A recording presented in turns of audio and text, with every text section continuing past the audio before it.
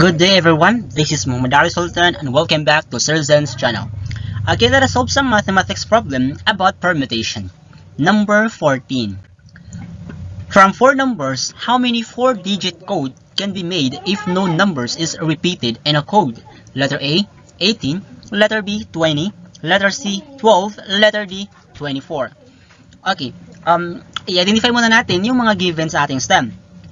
If mayroon daw ditong 4 numbers, tapos hahanapan natin kung ilan nga ba yung 4 digit na pwedeng mabuo, tapos wala dapat na ma-repeat doon sa number na yon na gagawing code or doon sa 4 digit code na yon. So ilan nga ba? So if you still remember, meron tayo ditong pwedeng pagpilian. Pwede siyang combination or permutation. Pero dapat kailangan alam din natin kung saan sa dalawa ang gagamitin natin. Okay? So, sa permutation, order is matter. While sa combination, order doesn't matter. Okay? So, dito sa ating STEM, order is matter, right? Kasi 4-digit code yan siya. Yung 1, 2, 3, 4 is magkaiba sila sa 4, 3, 2, 1. Okay?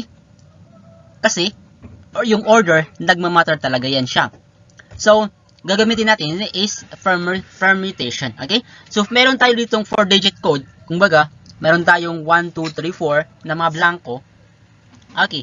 So, gagawin natin is, di ba, sa 4 na digit na yun, sa 4 na number, tapos 4 na digit, sa unang digit dito, kumbaga, is meron tayong 4 na pwedeng pagpilian. Okay? Meron tayong 4 na pwedeng pagpilian. So, isulat natin is 4 kasi 4 yung pwede nating pagpilian. Okay, sa second digit is 3 lang yung pwede nating pagpilian kasi nabawasan na ng isa. Okay?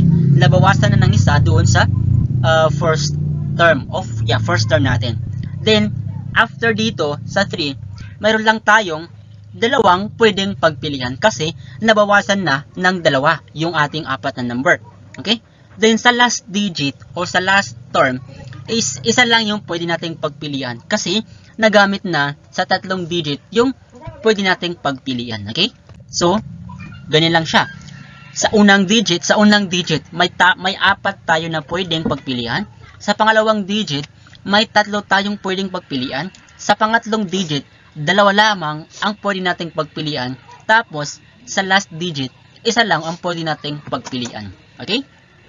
So, ngayon, para malaman natin kung ilan nga ba yung possible na pwedeng maging 4 na digit doon sa 4 numbers na yon, kailangan lang natin i-multiply ito sila. Okay? 4 multiplied by 3 multiplied by 2 multiplied by 1, or yung tinatawag nating 4 factorial. Okay? So, kapag i-multiply natin yan, meron tayong 24. Okay? So, gaya ng sinabi ko kanina, yung mga high IQ level, pwede nila masagot ito ng 4 factorial agad. Kasi yung 4 factorial equal siya sa 24. Same pattern lang sila. 4 multiplied by 3 multiplied by 2 multiplied by 1. Pareho lang sa 4 factorial. That is still 24. So our answer is letter D, 24. Follow for more.